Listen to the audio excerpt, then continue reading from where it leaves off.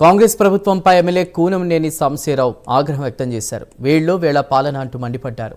Free బస్సులు ఇస్తున్నామని బస్టాండ్ల అభివృద్ధిని పట్టించుకోకపోతే ఎలా అని ప్రశ్నించారు.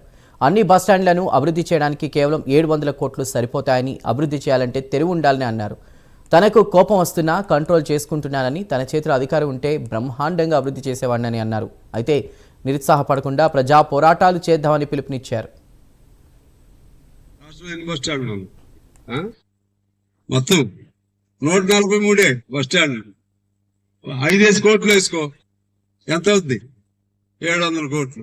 700 కోట్లు.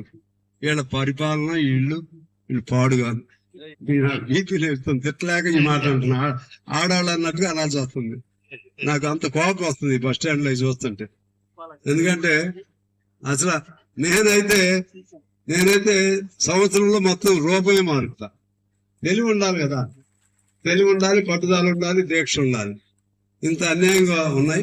సరే, అయినా మీరు ఈ మహిళలందరికీ శుభాకాంక్షలు తెలియజేస్తూ ఖచ్చితంగా ఈ మనం కొత్త దీని స్వరూపం మార్చుకునే వరకు కూడా పోరాటం చేద్దాం, సాధించుకుందాం.